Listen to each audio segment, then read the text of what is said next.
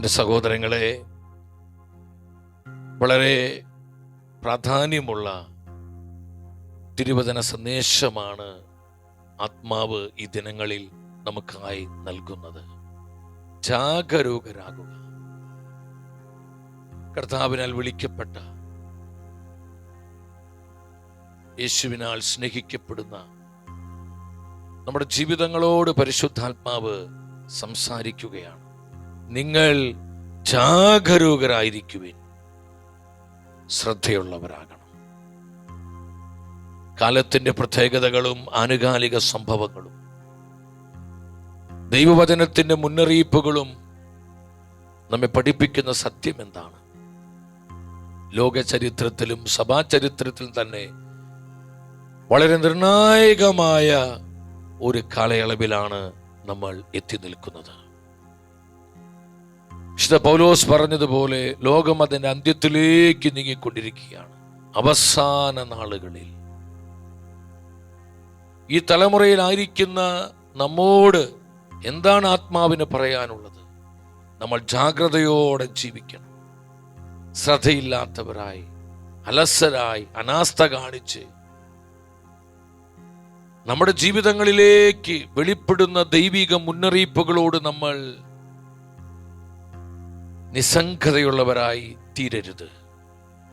ഈ മുന്നറിയിപ്പുകളിലൂടെ എല്ലാം കർത്താവിന് നമ്മോട് സംസാരിക്കുവാനുണ്ട്. ലോകരാജ്യങ്ങളിൽ സംഭവിക്കുന്ന ഈ സംഭവ വികാസങ്ങൾ, പ്രതിസന്ധികള്, യുദ്ധക്കെടുതികള്, യുദ്ധഭീഷണികള്, പല വിധത്തിലുള്ള പ്രകൃതിക്ഷോഭങ്ങള്, നമ്മൾ കണ്ടുകൊണ്ടിരിക്കുന്ന വിവിധങ്ങളെ അക്രമങ്ങള്, തീവ്രവാദ പ്രവർത്തനങ്ങള്, ലോകവ്യാപകമായ കലുഷിതമായ സാഹചര്യങ്ങള്, ഇതൊന്നും അവിചാരിതങ്ങളല്ല, കാലത്തിന്റെ പ്രത്യേകതകളാണ്.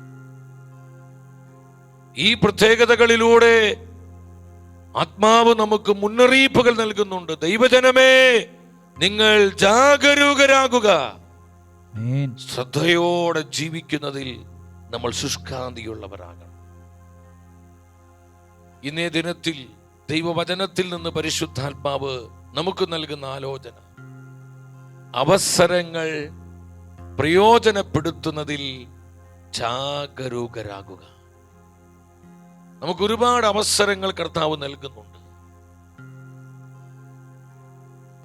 ദൈവവചനത്തിൽ ജീവിക്കുക, വിശുദ്ധിയുടെ ആത്മാവിൽ വളരുക, കാലത്തിന് പ്രത്യേകതകൾ തിരിച്ചറിയുക, പരസ്പരം ക്ഷമിക്കുവാൻ, സ്നേഹിക്കുവാൻ, പ്രാർത്ഥിക്കുവാൻ, ദൈവാരാധനയിൽ വളരുവാൻ, വിശ്വാസം പ്രഘോഷിക്കുവാൻ, എളിമപ്പെടുവാൻ, എല്ലാവരോടും സ്നേഹത്തിലായിരിക്കാൻ ഇന്ന് വേണ്ട അനവധി അവസരങ്ങൾ പല തലങ്ങളിലും കർത്താവ് നമുക്കായി നൽകുന്നുണ്ട്.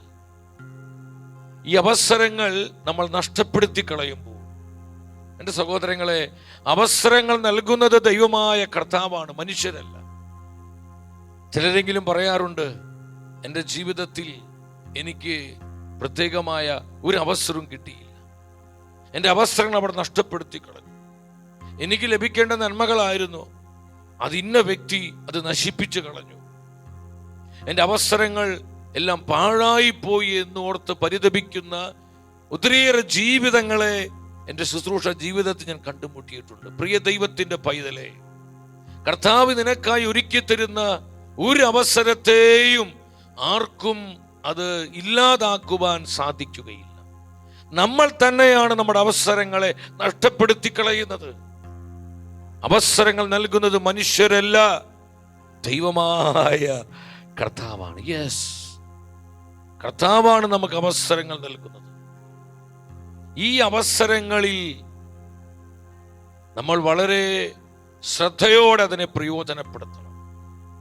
തങ്ങൾക്ക് ലഭ്യമായ അവസരങ്ങളെല്ലാം ആരാണോ കൃത്യമായി പ്രയോജനപ്പെടുത്തിയവരെ, അവരാണ് ദൈവരാജ്യത്തിനായി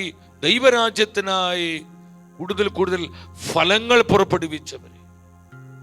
അത് ആത്മീയ മേഖലകളിൽ മാത്രമല്ല, ഭൗതിക മേഖലകളിൽ, ഇന്ന് ബിസിനസ് മേഖലയിൽ വളർന്നിട്ടുള്ള ആൾക്കാർ, സാമൂഹ്യമായി, സാമ്പത്തികമായി, ഇന്ന് വേണ്ട നമ്മൾ സെക്യുലർ മേഖലകളിൽ കാണുന്ന പലരും വളർച്ച പ്രാപിച്ചത്. അവർക്ക് ലഭിച്ച അവസരങ്ങൾ അവർ കൃത്യതയോടെ പ്രയോജനപ്പെടുത്തിയത് കൊണ്ടാണ് ഇന്ന് ഈ സാധ്യതകളിലേക്കെല്ലാം അവർ ഉയർത്തപ്പെട്ടത്. അല്ലാതെ ഒരു ദിവസം കൊണ്ട് ആരും വലുതാകുന്നില്ല, ആരും ഒരിടത്തും എത്തിച്ചേരുന്നില്ല.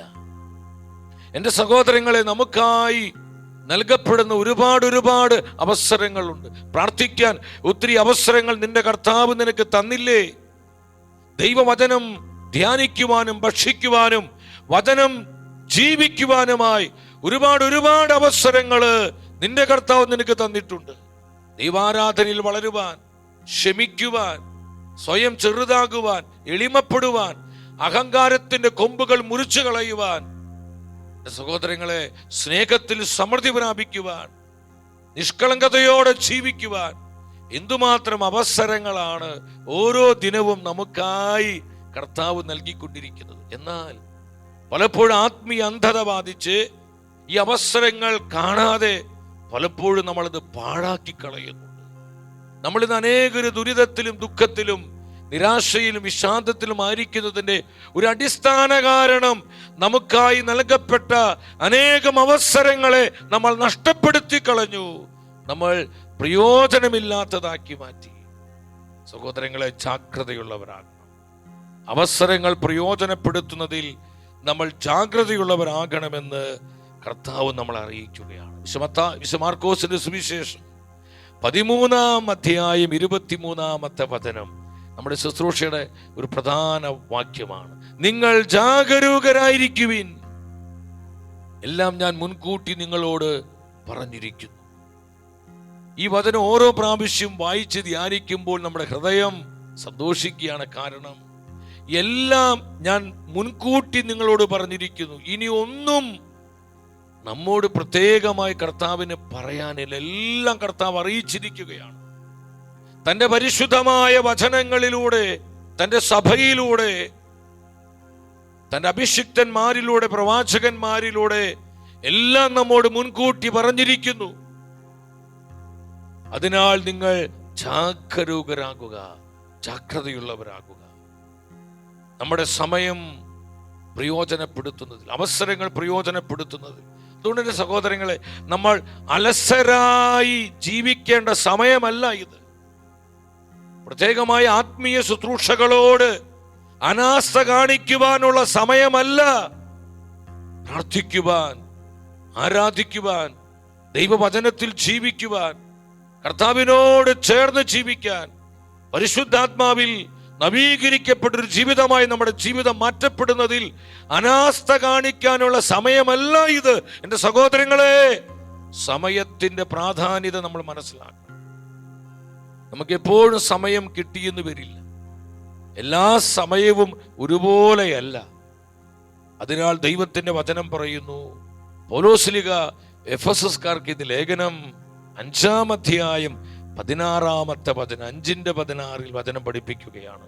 ഇപ്പോൾ തിന്മയുടെ ദിനങ്ങളാണ്, നിങ്ങളുടെ സമയം പൂർണ്ണമായും പ്രയോജനപ്പെടുത്തുവിൻ.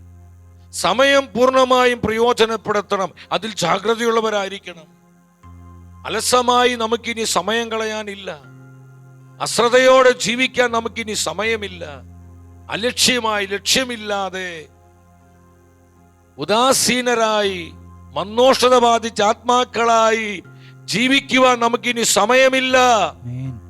സമയത്തിന്റെ പ്രത്യേകത, അതിന്റെ പ്രാധാന്യം മനസ്സിലാക്കി ജാഗ്രതയോടെ ജീവിക്കാൻ ആത്മാവ് നമ്മോട് ആവശ്യപ്പെടുകയാണ്. വീണ്ടും പൗലോസ്ലീഹ കൊളോസ്യർക്കാർക്ക് ഇത് ലേഖനം 4-ാം അധ്യായം അവിടെ 5-ാമത്തെ വചനം 4:5 വചനം പറയുന്നു, പുറമെയുള്ളവരോട് നിങ്ങൾ വിവേകപൂർവ്വം പ്രവർത്തിക്കുവിൻ, സമയം പൂർണ്ണമായും പ്രയോജനപ്പെടുത്തുക. സമയം പൂർണ്ണമായും പ്രയോജനപ്പെടുത്തുക. എൻ്റെ സഹോദരങ്ങൾ, നമ്മുടെ കർത്താവിന്റെ ജീവിതത്തിലേക്ക് വരിക. സമയത്തിന്റെ പ്രാധാന്യം മനസ്സിലാക്കി സമയം അറിഞ്ഞുകൊണ്ട് ജീവിച്ചവനും പ്രവർത്തിച്ചവനുമാണ് നമ്മുടെ കർത്താവ്.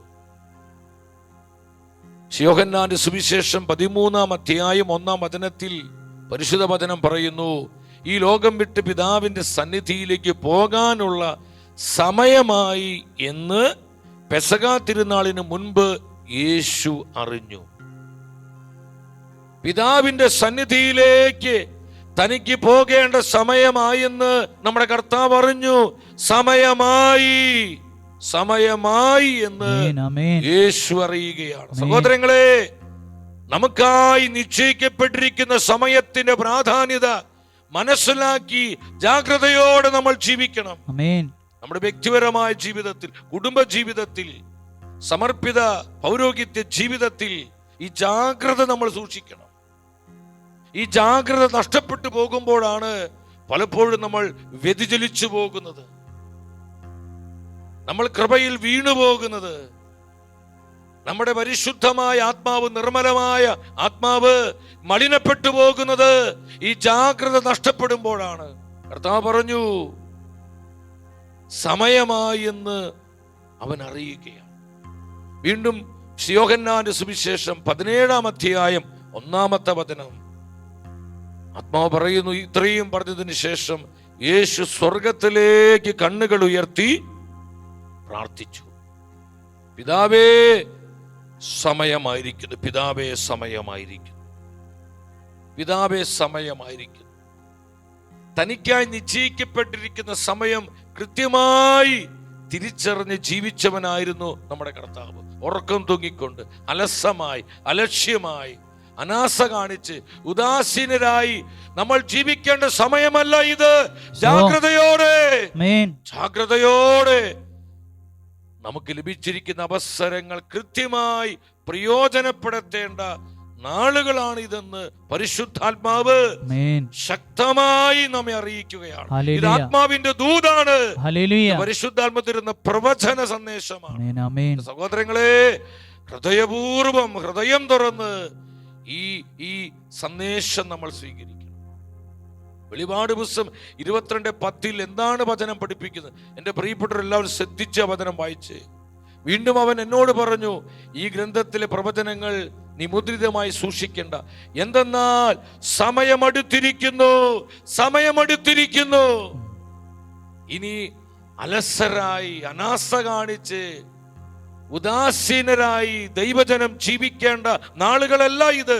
പ്രാർത്ഥനയിൽ നമ്മൾ ഉണർവുള്ളവരാകേണ്ട സമയം, കർത്താവിന്റെ സന്നിധിയിൽ ഉറക്കെ നിലവിളിക്കേണ്ട സമയം, വിശുദ്ധിയുടെ ആത്മാവിൽ ജീവിക്കേണ്ട സമയം, ദൈവവചനത്തിന്റെ സത്യങ്ങൾ ധീരതയോടെ പ്രഘോഷിക്കപ്പെടേണ്ട സമയം. ഈ സമയം നമ്മൾ അറിയേണ്ട സഹോദരൻ. നമ്മുടെ കർത്താവിന്റെ വീണ്ടും വരവനായി ഈ തലമുറയെ സജ്ജമാക്കേണ്ട സമയം, കാലത്തിന്റെ പ്രത്യേകത മനസ്സിലാക്കി ഈ ലോകത്തെ ഇവാഞ്ചലൈസ് ചെയ്യേണ്ട സമയം, സുവിശേഷം പ്രഘോഷിക്കേണ്ട സമയം. സമയമായില്ല, ഇനിയും സമയമായില്ല എന്ന് പറഞ്ഞ് നമ്മൾ അനാസ്ഥ കാണിക്കരുത്.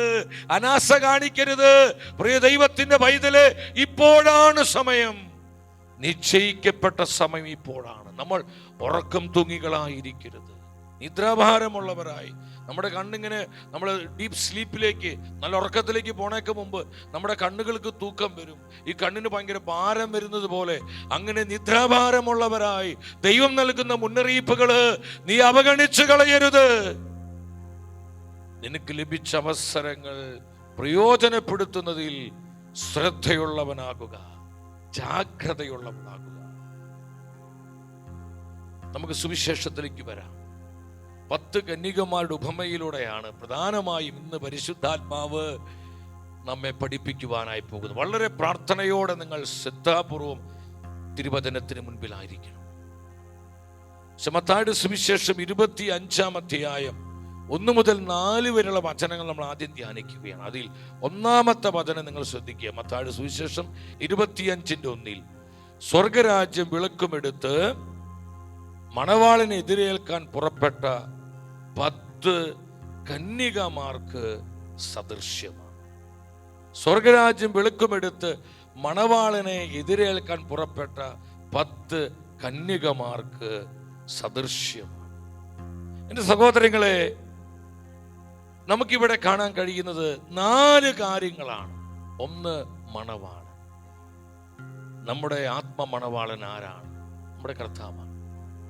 ഈശോയാണ് നമ്മുടെ മണവാളൻ. സഭ കർത്താവിന്റെ മണവാട്ടിയാണ്. സഭ എന്ന് പറയുന്നത് ദൈവത്തിന്റെ സ്വന്തം ജനമാണ്. നമ്മൾ ഓരോരുത്തരുമാണ് സഭ. നമ്മൾ കർത്താവിൻ്റെ മണവാട്ടിമാരാണ്.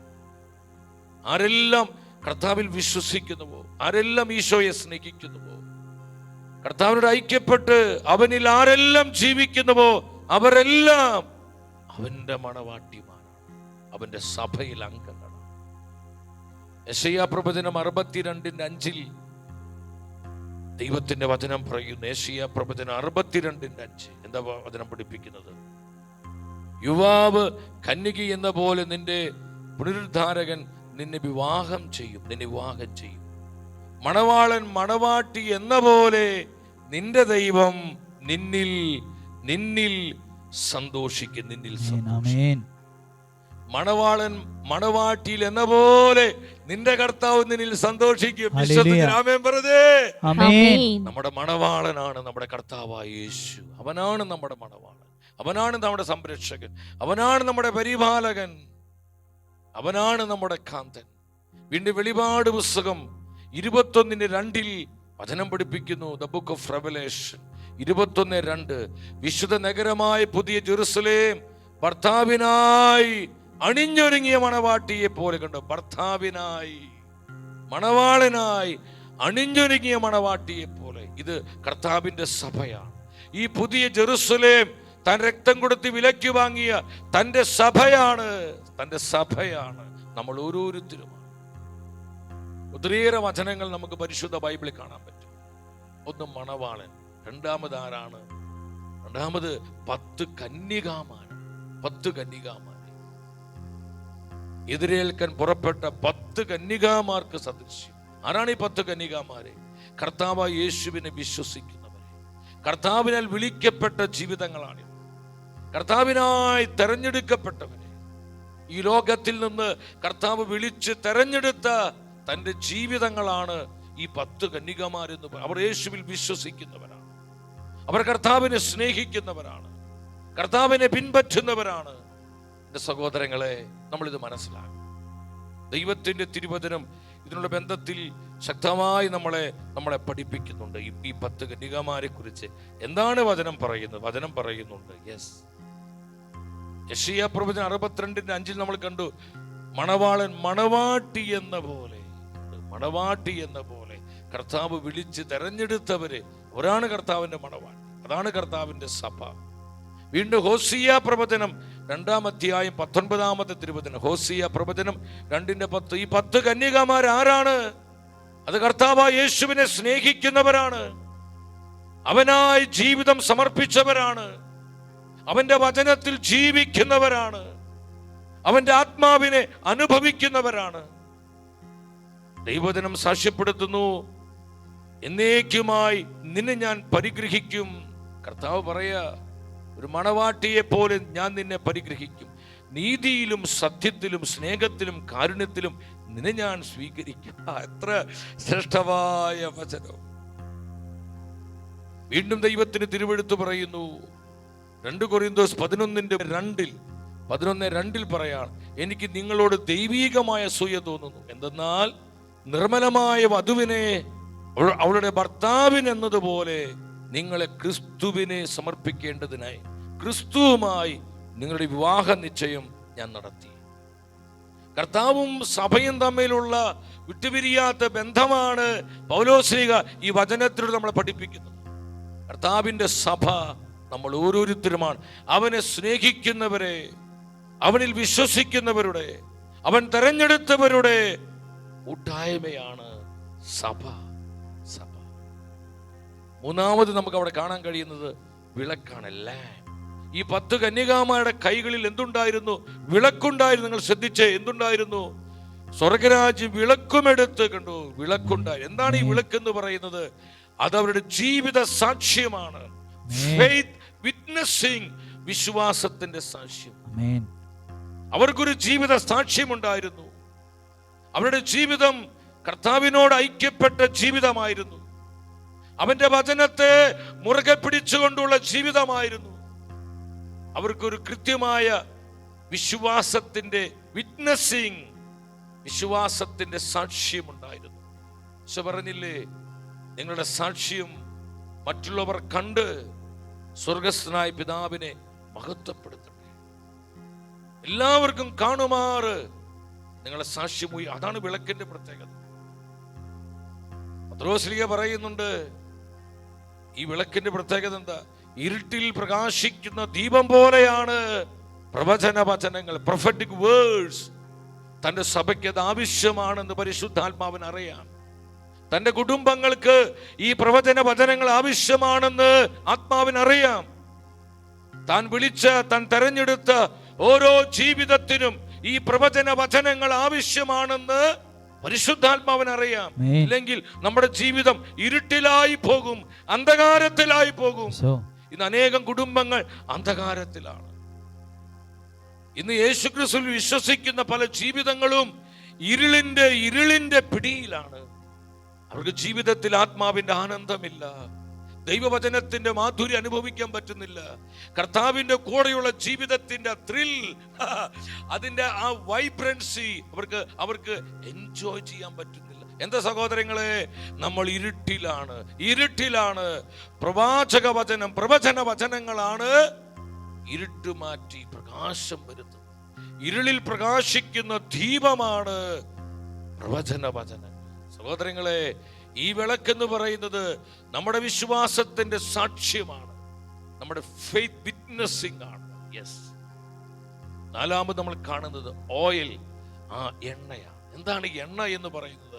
ഈ വിളക്കുകളെല്ലാം പ്രകാശിക്കുന്നത് എണ്ണയിലൂടെ. എണ്ണ എന്ന് പറയുന്നത് കർത്താവുമായിട്ട് നമ്മുടെ ബന്ധം, നമ്മുടെ കർത്താവുമായിട്ടുള്ള നമ്മുടെ മോസ്റ്റ് ഇന്റിമേറ്റ് റിലേഷൻഷിപ്പ്, കർത്താവുമായിട്ടുള്ള നമ്മുടെ വിട്ടുപിരിയാത്ത ബന്ധം. ഈ ബന്ധമുള്ള വിളക്കുകൾ മാത്രമേ പ്രകാശിക്കുകയുള്ളൂ. ഇപ്രകാരം ബന്ധമുള്ള വിളക്കുകൾ മാത്രമേ കത്തി ജ്വലിക്കുകയുള്ളൂ. ഇല്ലെങ്കിൽ അത് കണഞ്ഞു പോകും. പ്രതിസന്ധികൾ വരുമ്പോൾ, പ്രതികൂലങ്ങൾ വരുമ്പോൾ, സഹനങ്ങൾ വരുമ്പോൾ, ക്ലേശങ്ങൾ വരുമ്പോൾ, കണ്ണുനീരിന്റെ അനുഭവങ്ങൾ വരുമ്പോൾ ഈ വിളക്കുകൾ അണഞ്ഞു പോകുന്നെങ്കിൽ അതിന്റെ കാരണം നിനക്ക് അത്രേ കർത്താവുമായിട്ടുള്ള ബന്ധമുള്ളൂ. കർത്താവ് എന്ന് പറയുന്നത് ഒരു കഥയാണോ ഒരു സ്റ്റോറിയാണോ സഹോദരങ്ങളെ? ജീസസ്, യേശു ഒരു ഉപമയല്ല. യേശു വെറും ഒരു ആശയമല്ല. നമ്മുടെ കർത്താവ് വെറും ഒരു ഫിലോസഫി അല്ല. It's A living God, it's A living reality. അവൻ ജീവിക്കുന്ന ദൈവമാണ്. ഹല്ലേലൂയ. ജീവിക്കുന്ന ഹല്ലേലൂയ. ഈ ഒരു ബന്ധം നമുക്കുണ്ടാകണം. ഓയിൽ ഈ ബന്ധമാണ്. ഈ ബന്ധത്തിലാണ് നിരന്തരമായി നമ്മുടെ ജീവിതത്തിലേക്ക് പ്രവഹിക്കപ്പെടുന്ന പരിശുദ്ധാത്മാവിന്റെ വിവിധ കൃപകൾ, ഡിഫറന്റ് ആയ കൃപകൾ, കൃപാവര സമൃദ്ധി. യെസ്, കൃപാവര സമൃദ്ധി. ഈ കൃപാവര സമൃദ്ധിയാണ് ഈ വിളക്കിനെ കത്തിക്കുന്നത്. എണ്ണയില്ലെങ്കിൽ പ്രകാശമില്ല, വിളക്ക് കെട്ടുപോകും. വിളക്ക് കെടാതിരിക്കണമെങ്കിൽ കർത്താവുമായിട്ടുള്ള ബന്ധത്തിൽ നിരന്തരം നമ്മൾ വളരണം. അപ്രകാരമുള്ള ജീവിതത്തിലേക്ക് മാത്രമാണ് ആത്മാവിന്റെ പ്രവാഹം, കൃപയുടെ പ്രവാഹം, അഭിഷേകത്തിന് പ്രവാഹം ഉണ്ടാവുകയുള്ളൂ. ഈ ഒരു ഒഴുക്ക് നിലച്ചാൽ നമ്മുടെ വിളക്ക് കെട്ടുപോകും. ഇത് ശ്രദ്ധിക്കണം സഹോദരങ്ങളെ. വീണ്ടും ചമത്താട് സുവിശേഷം 25:2 നിങ്ങൾ വരിക. രണ്ടാമത്തെ വചനം എന്താ നമ്മളെ പഠിപ്പിക്കുന്നത്? അവരിൽ 5 പേർ എങ്ങനെയുള്ളവരായിരുന്നു? വിവേകശൂന്യരും. അവരിൽ 5 പേരെ കണ്ടു, വിവേകശൂന്യരും. 5 പേർ വിവേകവതികളുമായിരുന്നു. 5 പേര് വിവേകവതികൾ, വിവേകമുള്ളവർ, വളരെ വിവേകമുള്ളവരാണ്. ആരാണ് വിവേകശൂന്യര്? അവര് കന്യകാമാരാണ്. എന്താണ് ഈ 10 പേരുടെ പ്രത്യേകത? നിങ്ങൾ ആ വചനം ഒന്ന് എടുത്ത് ശരിക്കും ധ്യാനിച്ച് നോക്കിയ, ഈ 10 പേരും കന്യകാമാരാണ്. അവർ വെർജിനിറ്റി സൂക്ഷിച്ചവരാണ്. അവർക്ക് വിവാഹ വസ്ത്രമുണ്ട്.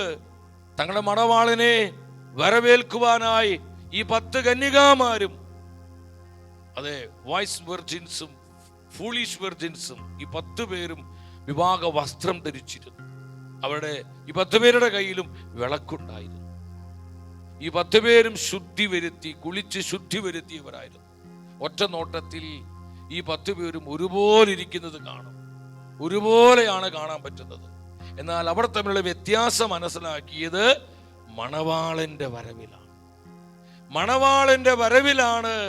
ആരാണ് വിവേകമുള്ള കന്യകാമാര്, ആരാണ് വിവേകശൂന്യരായ കന്യകാമാരെന്ന് നമ്മൾ തിരിച്ചറിയുന്നത് മണവാളിന്റെ വരവിലാണ്. സഹോദരങ്ങൾ, ഇതുപോലെ നമ്മുടെ കർത്താവ് മഹത്വത്തോടെ വീണ്ടും വരുന്ന സമയത്താണ് കർത്താവിനുള്ളവരും അവൻ ഇല്ലാത്തവരും തമ്മിലുള്ള വ്യത്യാസം നമ്മൾ കൃത്യമായി തിരിച്ചറിയും. ഓ, ഇത്ര ശക്തമാണ് ദൈവത്തിന്റെ വചനം. മലാക്കി പുസ്തകം 3-ാം അധ്യായം 19-ാം വചനത്തിൽ 18-19 വചനങ്ങളിൽ നമ്മൾ കാണുന്നുണ്ട് മലാക്കിയുടെ അപ്പോൾ നീതിമാനും ദുഷ്ടനും തമ്മിലും ദൈവത്തെ സേവിക്കുന്നവനും സേവിക്കാത്തവനും തമ്മിലുള്ള വ്യത്യാസം നിങ്ങൾ ഒരിക്കൽ കൂടെ ശ്രദ്ധിച്ച്, വ്യത്യാസം നിങ്ങൾ ഒരിക്കൽ കൂടെ തിരിച്ചറിയും. നിങ്ങൾ ഒരിക്കൽ കൂടെ എപ്പോഴാ? കർത്താവിന്റെ രണ്ടാം വരവിൽ മണവാളൻ എഴുന്നള്ളുമ്പോൾ ഇതെല്ലാം മനസ്സിലാകും. ഇല്ലെങ്കിൽ ഒരുപോലെ നമുക്ക് തോന്നും, ഡ്യൂപ്ലിക്കേറ്റും ഒറിജിനലും ഏതാണെന്ന് തിരിച്ചറിയാൻ പറ്റാത്ത വിധം ഇടകലർന്ന് നിൽക്കുകയാണ്. 10 കന്യകമാർ ഒറ്റ നോട്ടത്തിൽ ഒരുപോലെ നമ്മൾ കാണും. ഒരുപോലെ ഈ വിവേകമുള്ള കന്യകമാരെ അവർ ഒരുക്കമുള്ളവരാണ്. അവർ കർത്താവിൽ ജീവിച്ചവരാണ്, ദൈവവചനത്തിൽ ജീവിച്ചവരാണ്. അവർക്ക് നിരന്തരമായ ബന്ധമുണ്ടായിരുന്നു തങ്ങളുടെ മണവാളനോട്. അതുകൊണ്ട് അവരുടെ വിളക്കിലേക്ക്, വിശ്വാസ സാക്ഷ്യത്തിലേക്ക്, അവരുടെ ജീവിതത്തിലേക്ക് നിരന്തരമായ പരിശുദ്ധാത്മാവിന്റെ ആ പ്രവാഹം, കൃപാവരങ്ങളുടെ ആ ഒരു നിറഞ്ഞൊഴുക്കുണ്ടായിരുന്നു. അതുകൊണ്ട് ആ വിളക്കുകൾ അണഞ്ഞു പോയില്ല.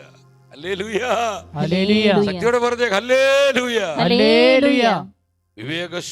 വിവേകശൂന്യകള് അവരാരാണ് സഹോദരങ്ങളെ? കർത്താവ് വിളിച്ച് തെരഞ്ഞെടുത്ത, കർത്താവായ യേശുക്രിസ്തുവിൽ വിശ്വസിക്കുന്ന പലരും വെറും ബാഹ്യമായി അനുഷ്ഠാനങ്ങളിലും, അതുപോലെ തന്നെ എൻ്റെ സഹോദരങ്ങളെ ബാഹ്യമായ കാര്യങ്ങളിൽ ആത്മീയത ഒതുക്കുന്ന ഒത്തിരിയേറെ ജീവിതങ്ങള് ഈ ഒരു കാലഘട്ടത്തിലുണ്ട്. പൗലോസ് പറയുന്നില്ലേ, അവർ ഭക്തിയുടെ ബാഹ്യരൂപം അണിഞ്ഞ് അതിൻ്റെ റിയൽ സ്പിരിറ്റിനെ, അതിൻ്റെ യഥാർത്ഥ ആത്മാവിനെ നിഷേധിക്കുന്നു, അവർ തള്ളിക്കളയുന്നു. റിയൽ സ്പിരിറ്റ് ഇല്ല, പക്ഷെ ബാഹ്യമായ ഒരുപാട് മോടികളും ആർഭാടങ്ങളും ആഘോഷങ്ങളും ഭക്താനുഷ്ഠാനങ്ങളും, പക്ഷെ അതിൽ യഥാർത്ഥ സ്പിരിറ്റ് നഷ്ടപ്പെട്ടു പോകും. യഥാർത്ഥമായ ആത്മാവിന്റെ ചൈതന്യമില്ലാത്ത കുറെ ആചാരങ്ങൾ. സഹോദരങ്ങളെ, നമ്മൾ മനസ്സിലാക്കണം. നമ്മുടെ കർത്താവ് പറഞ്ഞു, ഈ വിവേകശൂന്യരായ കന്യകമാർ ആരാണ്? മർക്കോസിന്റെ സുവിശേഷം 7-ാം അധ്യായം 6-ാം വചനത്തിൽ നമുക്ക് അവരെ കാണാം. ആരാണ് അവര്? അവൻ പറഞ്ഞു, കപടനാട്യക്കാരായ നിങ്ങളെക്കുറിച്ച് യെശയ്യാ ശരിയായി തന്നെ പ്രവചിച്ചു. ഈ ജനം അധരങ്ങൾ കൊണ്ട് എന്നെ ബഹുമാനിക്കുന്നു, എന്നാൽ അവരുടെ ഹൃദയം എന്നിൽ നിന്ന് വളരെ ദൂരെയാണ്.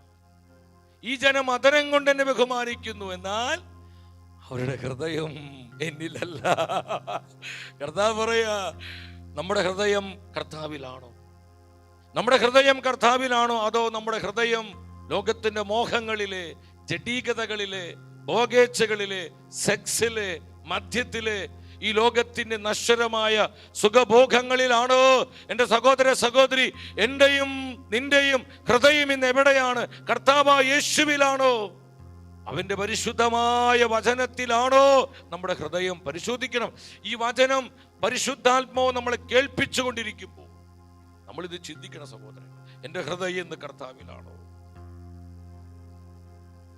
ഹൃദയം കർത്താവിലല്ലാതെ കർത്താവിനെ കുറിച്ച് പറയുന്നു, കർത്താവിന്റെ നാമം വിളിക്കുന്നു, കർത്താവിനെ പ്രഘോഷിക്കുന്നു. ഇപ്പോൾ ഞാൻ നിങ്ങളുടെ ഈ വചനം പറഞ്ഞുകൊണ്ടിരിക്കുക, പക്ഷെ എൻ്റെ ഹൃദയം കർത്താവിലല്ലെങ്കിൽ ഞാൻ വിവേകശൂന്യമായ ആ കന്യകാമാരുടെ കൂട്ടത്തിൽ എണ്ണപ്പെട്ടു പോകുന്നവനാ.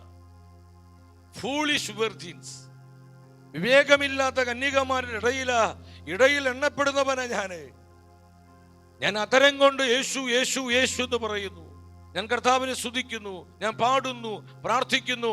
എന്നാൽ എൻ്റെ ഹൃദയം എൻ്റെ കർത്താവിലല്ലെങ്കിൽ ഞാൻ ഫൂളിഷായ, വിഡ്ഢിയായ, വിവേകമില്ലാത്ത, ബോഷനായ ഒരു വിശ്വാസിയായിട്ട് മാറും. കർത്താവ് വീണ്ടും വരുമ്പോൾ അപ്രകാരമുള്ള വിശ്വാസികൾ, ശ്രദ്ധിക്കണം സഹോദരങ്ങളെ, അവനോടുകൂടെ മണവറയിലേക്ക് പ്രവേശിക്കാൻ അപ്രകാരമുള്ള ആർക്കും സാധിക്കില്ല. നമ്മൾ വളരെ ഗൗരവത്തോടെ ചിന്തിക്കേണ്ട ഒരു കാര്യമാണ്. നമ്മൾ ഈ സത്യം മനസ്സിലാക്കണം.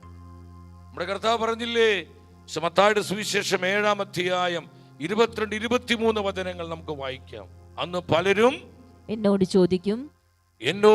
ചോദിക്കും, കർത്താവേ കർത്താവേ, ഞങ്ങൾ നിന്റെ നാമത്തിൽ പ്രവചിക്കുകയും നിന്റെ നാമത്തിൽ പിശാചുക്കളെ പുറത്താക്കുകയും നിന്റെ നാമത്തിൽ നിരവധി അത്ഭുതങ്ങൾ പ്രവർത്തിക്കുകയും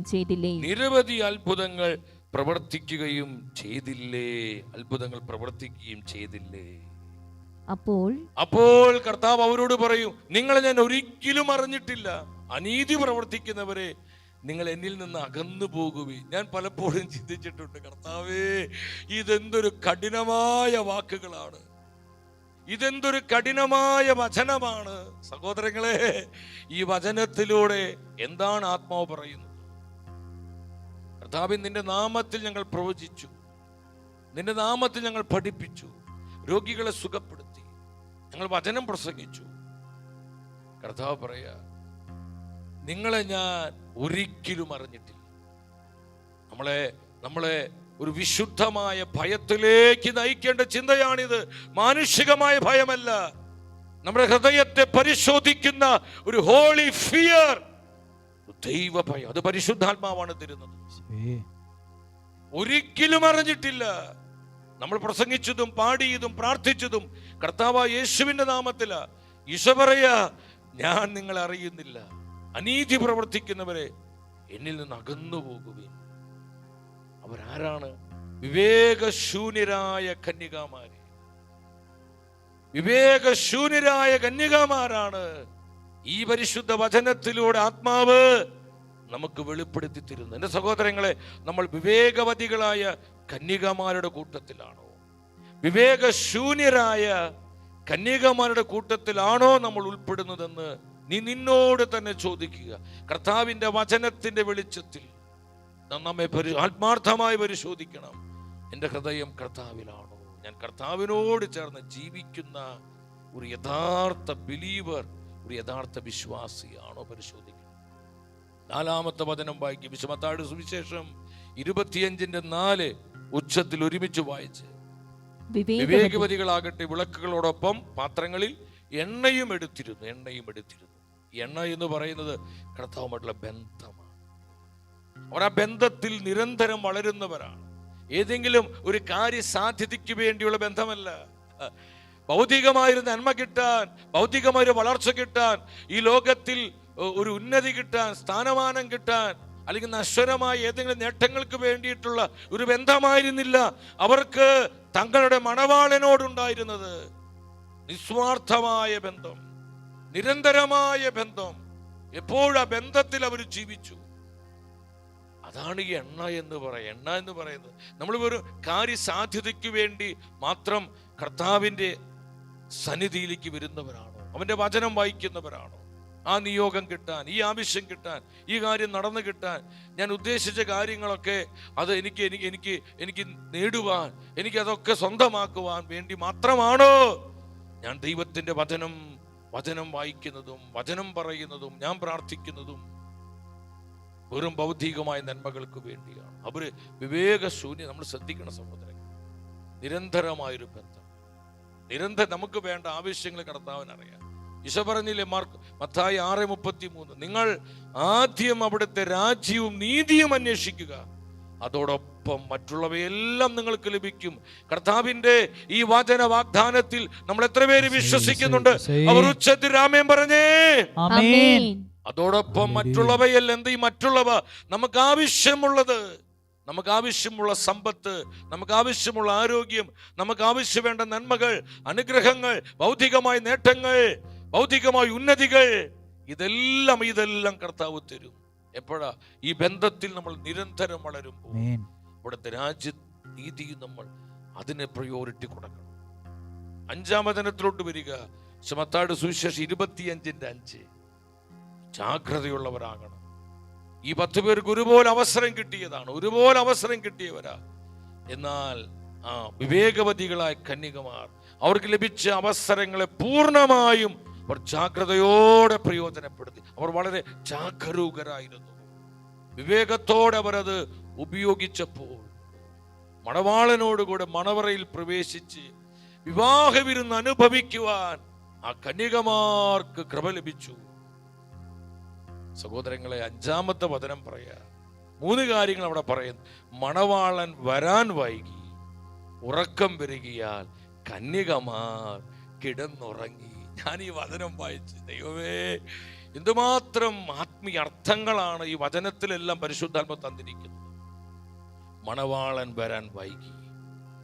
2000 വർഷങ്ങൾക്ക് മുൻപ് ഒലിവുമലയിൽ തൻ്റെ ശിഷ്യന്മാർ ഒരുമിച്ചായിരിക്കുമ്പോൾ കർത്താവ് സ്വർഗത്തിലേക്ക് സംവഹിക്കപ്പെട്ടതായി ശിഷ്യന്മാർ കണ്ടു.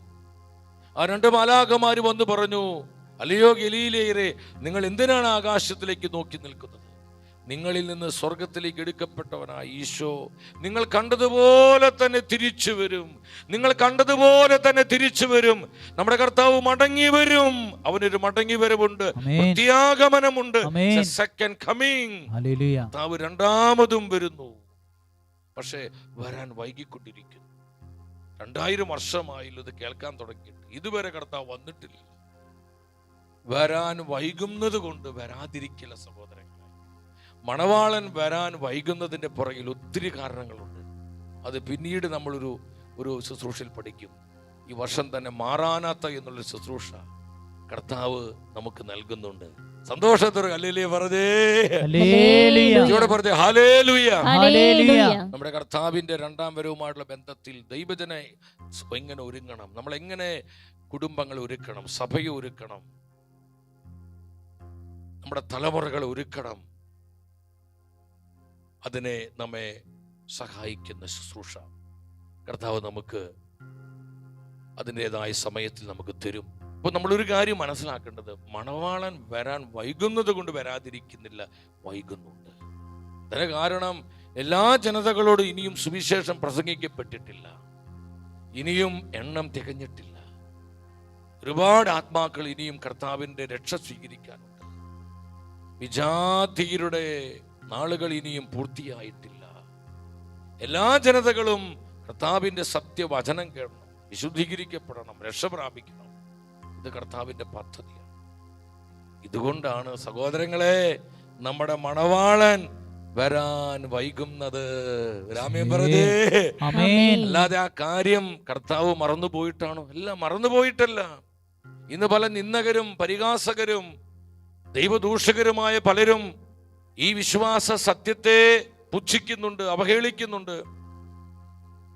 പല പല സെക്റ്റുകളും ഈ വിശ്വാസ സത്യത്തിന് അമിതമായ പ്രാധാന്യം കൊടുത്ത് ദൈവവചനത്തിന്റെ സത്യങ്ങളെ വളച്ചൊടിച്ച് പലപ്പോഴും സത്യവിശ്വാസത്തിൽ നിന്ന് അനേകരെ വ്യതിചലിപ്പിക്കുന്നുണ്ട്.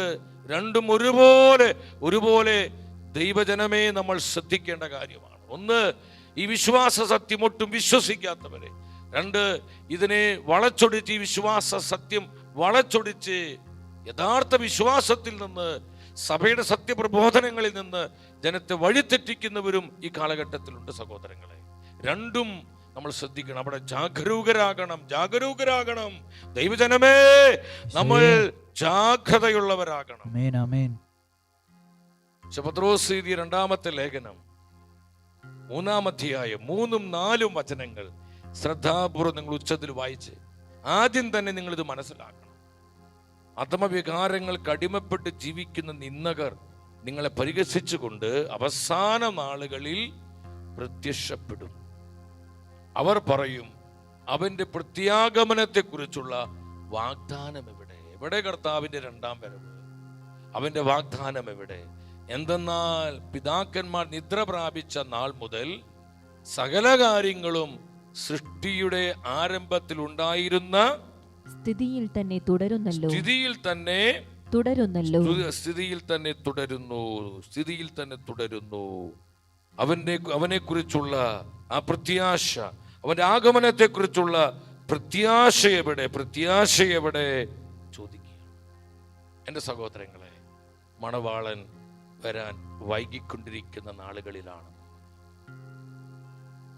അവിടെ മണവാളൻ വരാൻ വൈകിയപ്പോൾ ആ കന്യകമാർക്ക് എന്താണ് സംഭവിച്ചത്? 25-ാം അധ്യായം 5-ാം വചനത്തിലോട്ട് വീണ്ടും വന്നു. ഉറക്കം വരികയാ, എല്ലാവരും ഒന്നിച്ച് ഉച്ചത്തിൽ പറഞ്ഞ്, ഇപ്പൊ നമ്മൾ ആരും ഉറക്കം തൂങ്ങിയിരിക്കരുത്, ഉണർവോടെ ശ്രദ്ധയോടെ പറഞ്ഞ് ഉറക്കം വരികയാൽ പറഞ്ഞേ, ഉറക്കം വരികയാൽ.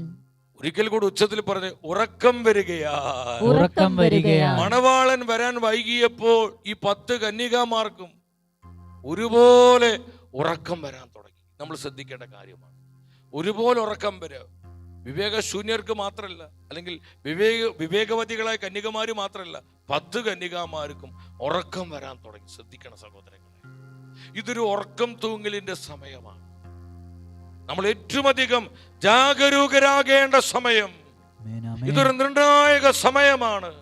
ലോക ചരിത്രത്തിൽ, സഭാ ചരിത്രത്തിൽ തന്നെ വളരെ പ്രാധാന്യമുള്ളൊരു സമയം.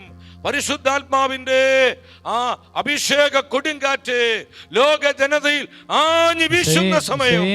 ഒരു പുതിയ കൃപയുടെ സമയം, ഒരു പുത്തൻ ബന്ധക്കുസ്സയുടെ സമയം. സഹോദരങ്ങളെ, ഈ സമയത്ത് കർത്താവിനാൽ വിളിക്കപ്പെട്ടവര്, തെരഞ്ഞെടുക്കപ്പെട്ട നമ്മൾ ഓരോരുത്തരും ജാഗ്രതയോടെ ഉണർവോടെ ഇരിക്കേണ്ട സമയം. നമ്മളൊരു കാര്യം മനസ്സിലാക്കണം. ഈ ഉറക്കം തൂങ്ങുന്നൊരു പ്രത്യേകത, ഉറക്കം വരികയാൽ. കണ്ടോ, നമ്മൾ കണ്ടിട്ടില്ലേ, നമ്മൾ നല്ല ഉറക്കത്തിലേക്ക് പോണേക്കും പാട് നമുക്കിങ്ങനെ ഉറക്കം വരാൻ, നമ്മളിങ്ങനെ ഉറക്കം തൂങ്ങാൻ തുടങ്ങും. ഇടയ്ക്കിങ്ങനെ കണ്ണടഞ്ഞ് ഒന്ന് തല ഒന്ന് അപ്പോൾ നമ്മൾ ഞെട്ടി ഉണർന്നു, വീണ്ടും നമ്മൾ ഉണർവോടെ ഇരിക്കാൻ നോക്കും. അല്പം കഴിയുമ്പോൾ വീണ്ടും നിദ്രാഭാരം വരുന്നു, കണ്ണുകൾക്ക് ഭയങ്കര ഭാരം, വെയിറ്റ് വരുന്നത് പോലെ. നമ്മൾ എന്തോരം കൺട്രോൾ ചെയ്യാതാലും അറിയാതെ കണ്ണടഞ്ഞു പോവുക. അതാണ് ഉറക്കം വരികയാ. ഇവിടെയാണ് നമ്മൾ ഏറ്റവും ശ്രദ്ധിക്കേണ്ട ഒരു കാര്യം. നമ്മൾ ചിലപ്പോൾ അലസരായി പോകും, അനാസ്ഥ കാണിക്കും. പ്രാർത്ഥിക്കാൻ വിളിക്കപ്പെട്ട, ആരാധിക്കാൻ വിളിക്കപ്പെട്ട, സത്യവിശ്വാസം പ്രഘോഷിക്കാൻ വിളിക്കപ്പെട്ട, വിശുദ്ധിയുടെ ആത്മാവിൽ ജീവിക്കാൻ വിളിക്കപ്പെട്ട, ധൈര്യത്തോടെ കർത്താവിനെ സാക്ഷ്യം നൽകുവാൻ വിളിക്കപ്പെട്ട, സ്നേഹിക്കുവാനും ക്ഷമിക്കുവാനും എളിമപ്പെടുവാനും വിളിക്കപ്പെട്ട നമ്മൾ ഉറക്കം തൂങ്ങികളായി മാറിയാൽ അത് അപകടമാണെന്ന് പരിശുദ്ധാത്മാവ് നമ്മൾ അറിയിക്കുകയാണ്. ഈ ഉറക്കം തൂങ്ങൽ എന്താ സഹോദരങ്ങളെ? നമ്മുടെ ജീവിതത്തിന്റെ വ്യഗ്രതകളാണ്, നമ്മുടെ ജീവിതത്തിന്റെ ഭാരങ്ങളാണ്. ജീവിതത്തിന്റെ വ്യഗ്രത നിന്നെ ഉറക്കം തൂങ്ങിയാക്കി മാറ്റും. നമ്മുടെ ജീവിതത്തിൽ ചില നൊമ്പരങ്ങള്, മുറിപ്പാടുകള് നമ്മുടെ എനർജി നഷ്ടപ്പെടുത്തും. നമ്മൾ അറിയാതെ ഒരു ടയർഡ്നെസ്, ഒരു ക്ഷീണത്തിലേക്ക്, തളർച്ചയിലേക്ക് നമ്മൾ പോകും. നമ്മുടെ കർത്താവ് അതുകൊണ്ടാണ് പറഞ്ഞത്, വിശുദ്ധ മാർക്കോസിന്റെ സുവിശേഷം 13-ാം അധ്യായം 33-ാം വചനത്തിൽ നമ്മുടെ കർത്താവ് പറഞ്ഞു, 33 എന്താ പറയുക? ശ്രദ്ധാപൂർവം ഉണർന്നിരിക്കുവിൻ. ഒരുമിച്ച് വചനം വായിച്ച്, ശ്രദ്ധാപൂർവം ഉണർന്നിരിക്കുവിൻ.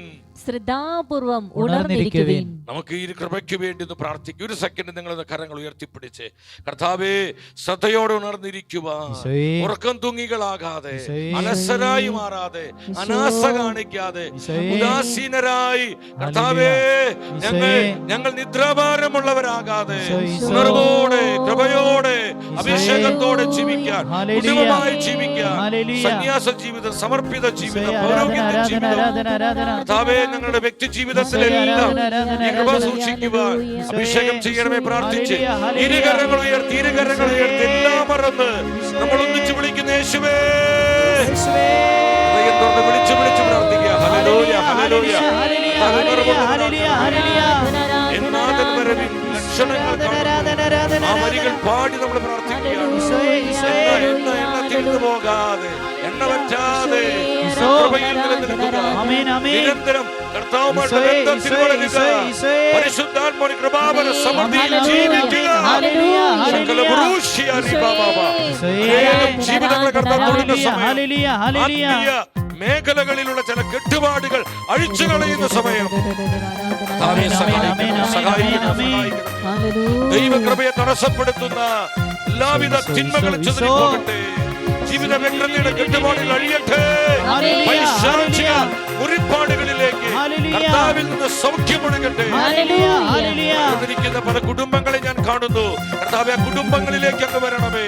നിങ്ങളുടെ മഹത്വം ഇറങ്ങി വരട്ടെ. കുടുംബങ്ങൾ അനുഗ്രഹിക്കപ്പെടട്ടെ. ഓരോ കുടുംബവും കർത്താവിന്റെ വചനത്താൽ നവീകരിക്കപ്പെടട്ടെ. ഹല്ലേലൂയ. അത്ഭുത സൗഖ്യങ്ങൾ ഉണ്ടാകട്ടെ. രോഗികൾ സൗഖ്യം പ്രാപിക്കട്ടെ. പൈശാചികതകൾ പൊട്ടട്ടെ. ചില ഡെലിവറൻസുകൾ ഉണ്ടാകട്ടെ. പ്രാർത്ഥിക്കുവാൻ തടസ്സമായി നിൽക്കുന്ന ഇരുട്ടിന്റെ ശക്തികൾ വഴിമാറി പോകട്ടെ. In the name of Jesus. സ്തുതിക്കുന്ന കർത്താവേ, in the name of Jesus. ആമേൻ, ആമേൻ. ചേർന്ന് പാടുന്നു. എന്നാഥൻ വരവിൻ ലക്ഷണങ്ങൾ കാണുന്ന അന്ത്യകാല സംഭവങ്ങളാ. എന്നാഥൻ വരവിൻ ലക്ഷണങ്ങൾ കാണുന്നേ അന്ത്യകാല സംഭവങ്ങളാ. എണ്ണ നിറച്ചീടം കാത്തുകാത്തിരുന്നീടം എൻ പ്രിയൻ വരവിനായി. എണ്ണ നിറച്ചീടം കാത്തുകാത്തിരുന്നീടം എൻ പ്രിയൻ വരവിനായി. കാത്തുകാത്തിരുന്നീടം എൻ പ്രിയൻ വരവിനായി. കാത്തുകാത്തിരുന്നീടം എൻ പ്രിയൻ വരവിനായി. എണ്ണ നിറച്ചീടം കാത്തുകാത്തിരുന്നീടം എൻ പ്രിയൻ വരവിനായി.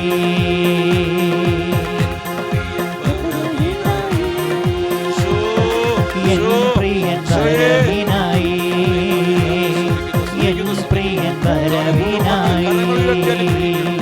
എൻ പ്രിയൻ വരവിനായി.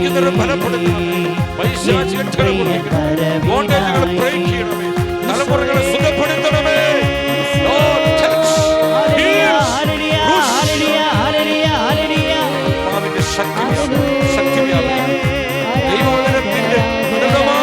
ശക്തി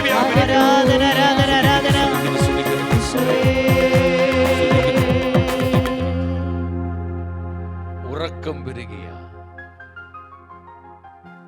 മൂന്നാമത് വചനത്തിൽ എന്താ പറയുന്നത്? കന്യകമാർ കിടന്നുറങ്ങിക്കൊണ്ടു. കന്യകമാർ ആദ്യം ഉറക്കം വരുന്നുണ്ടായിരുന്നുള്ളൂ, ഇപ്പോൾ അവർ കിടന്നുറങ്ങുകയാണ്. Deep sleep, കിടന്നുറങ്ങുകയാണ്. എൻ്റെ സഹോദരങ്ങളെ, നമ്മുടെ വിശ്വാസ ജീവിതത്തിൽ എപ്പോഴൊക്കെ നമ്മൾ ഈ ഉറക്കത്തിലേക്ക് പോയിട്ടുണ്ടോ, ആത്മീയ മയക്കം, ആത്മീയ ഉറക്കം, അത് നമ്മൾ വളരെ ശ്രദ്ധയുള്ളവരാണ്. നമ്മുടെ സമർപ്പണത്തെ, നമ്മിലുള്ള ദൈവസ്നേഹത്തെ, വിശുദ്ധിയെ, വിശ്വാസത്തെ പിശാച് അപഹരിക്കുന്ന സമയമാണ്. ആ ബലിപീഠത്തിനരികെ അബ്രഹാം അവൻ ഉറങ്ങിയ സമയത്ത് ആ യാഗപീഠത്തിലെ യാഗവസ്തുക്കൾ കൊത്തിപ്പറിക്കുവാൻ റാഞ്ചി കഴുകന്മാർ ആ ബലിപീഠത്തിലേക്ക് ഇറങ്ങി വരികയാണ്. ഇതുപോലെ നമ്മുടെ സമർപ്പണത്തെ കൊത്തിപ്പറിക്കുവാൻ, നമ്മുടെ കുടുംബ ജീവിതത്തിന്റെ പവിത്രത ഇല്ലാതാക്കാൻ, നമ്മുടെ വ്യക്തി ജീവിതത്തിൽ നമ്മൾ സൂക്ഷിക്കേണ്ട വിശുദ്ധിയുടെ ആത്മാവിനെ അപഹരിക്കുവാൻ, ദൈവവചനത്തിന്റെ സത്യങ്ങളെ വിട്ടുകളയാൻ ഈ റാഞ്ചി കഴുകന്മാരെ പോലെ പിശാച് നമ്മുടെ ജീവിതത്തിലേക്ക് വരുന്ന സമയം അവർ കിടന്നുറങ്ങി. നമ്മൾ ശ്രദ്ധിക്കും. അതുകൊണ്ട് പൗലോസ് പറയുന്നത്, തെസ്സലോനിയ സഭയ്ക്ക് എഴുതിയ 1-ാമത്തെ ലേഖനം 5-ാം അധ്യായം 6-ാമത്തെ വചനം 5:6 വിശുദ്ധ വചനം പറയുന്നു, അതിനാൽ മറ്റുള്ളവരെ പോലെ ഉറങ്ങിക്കഴിയാതെ നമുക്ക് ഉണർന്ന് സുബോധമുള്ളവരായിരിക്കാം. ഉറങ്ങിക്കഴിയാതെ നമുക്ക് സുബോധമുള്ളവരായിരിക്കാം. അനേകർ ഉറക്കത്തിലാണ്. മണവാളൻ വരുന്ന സമയത്തും പലരും അവർ ഉറക്കം മാറില്ല. ഈ കാലത്തിന്റെ അടയാളങ്ങളിലൂടെ ദൈവം തരുന്ന മുന്നറിയിപ്പുകൾ തിരിച്ചറിയാൻ പറ്റാത്ത വിധം ഇന്ന് അനേകർ ആത്മീയ ഉറക്കത്തിലാണ്, മയക്കത്തിലാണ്. ആനുകാലിക സംഭവങ്ങളിലൂടെ ദൈവത്തിന്റെ വചനം തരുന്ന വെളിപാടുകൾ സ്വീകരിക്കാൻ കഴിയാത്ത വിധം ഇന്ന് ഒത്തിരിയേറെ ജീവിതങ്ങൾ ആത്മീയമായ ഉറക്കത്തിലാണ്. പ്രിയ ദൈവത്തിന്റെ പൈതലേ, നിന്നോട് പരിശുദ്ധാത്മ പറയാണ്, നീ സുബോധമുള്ളവനാണ്. മറ്റുള്ളവർ ഉറങ്ങിക്കഴിയുന്നത് പോലെ നീ ഉറങ്ങി നിന്റെ ആത്മരക്ഷ നഷ്ടപ്പെടുത്തരുത്. സുബോധത്തോടെ ഉണർവുള്ളവരാകുക. പക്ഷെ പൗലോസ് വീണ്ടും സഭയെ പഠിപ്പിക്കുന്നുണ്ട്. റോമാക്കാർക്ക് ഇത് ലേഖനം റോമൻസ് 13-ാം അധ്യായം 11-ാമത്തെ വചനം, റോമർ 13:11, ഇതെല്ലാം ചെയ്യുന്നത് കാലത്തിന്റെ പ്രത്യേകത അറിഞ്ഞുകൊണ്ട് വേണം. നിദ്ര വിട്ട് ഉണരേണ്ട മണിക്കൂറാണല്ലോ നിദ്ര വിട്ടുണരേണ്ട മണിക്കൂർ. എല്ലാവരും ഉച്ചത്തിൽ പറഞ്ഞേ, നിദ്ര വിട്ടുണരേണ്ട മണിക്കൂർ. പറഞ്ഞേ, നിദ്ര വിട്ടുണരേണ്ട മണിക്കൂർ. നിദ്ര വിട്ടുണരേണ്ട മണിക്കൂറാണ് സഹോദരങ്ങളെ. ഇത് ഉറങ്ങിക്കഴിയേണ്ട സമയമല്ല, നമ്മൾ ഉറക്കം തൂങ്ങികളായിരിക്കേണ്ട സമയമല്ല, അലസരായി ജീവിക്കേണ്ട സമയമല്ല, നമ്മൾ ആത്മീയ കാര്യങ്ങളോട് അനാസ്ഥ കാണിക്കേണ്ട സമയമല്ല, മന്നോഷത ബാധിച്ച് ഉദാസീനരായി ജീവിക്കേണ്ട സമയമല്ല. ഉണർവുള്ളവരായി ജാഗ്രതയോടെ നമ്മൾ ജീവിക്കേണ്ട സമയം. വിശ്വസിച്ച് ആമേൻ പറഞ്ഞേ. ഒഴുകട്ടെ ഒഴുകട്ടെ. അല്ലെങ്കിൽ മണവാളൻ വരുമ്പോൾ നമ്മൾ ഉറങ്ങുന്നതായി കണ്ടാൽ എന്റെ സഹോദരങ്ങളെ, അത് വലിയ അപകടമാണെന്ന് വചനം പഠിപ്പിക്കുക. അവസരങ്ങൾ പ്രയോജനപ്പെടുത്തണം. എന്തുമാത്രം അവസരങ്ങൾ ലഭിക്കുന്നുണ്ട് പരിശുദ്ധ കുദാശകൾ വഴി, പരിശുദ്ധ വചനം വഴി, പരിശുദ്ധാത്മാവിന്റെ വിവിധങ്ങളായ കൃപകൾ വഴി ഉണർവോടെ കത്തിജ്വലിക്കുന്ന ആത്മാക്കളായി, തീയുള്ള ആത്മാക്കളായി, തീയുള്ള ജീവിതങ്ങളായി ജീവിക്കാൻ ഒത്തിരിയേറെ അവസരങ്ങള് നമ്മുടെ കർത്താവ് നമുക്ക് തരുന്നുണ്ട്. നഷ്ടപ്പെടുത്തി കളയരുത്. വീണ്ടും മത്തായിയുടെ സുവിശേഷം 25-ാം അധ്യായം 6-ാമത്തെ വചനം വായിക്കും. 25:6. അർദ്ധരാത്രിയിൽ ഇതാ മണവാളൻ പുറത്തു വന്ന് അവനെ എതിരേൽക്കുവിൻ എന്ന് ആർപ്പുവിളിയുണ്ടായി. എപ്പോഴാ മണവാളൻ വന്നത്? അർദ്ധരാത്രി.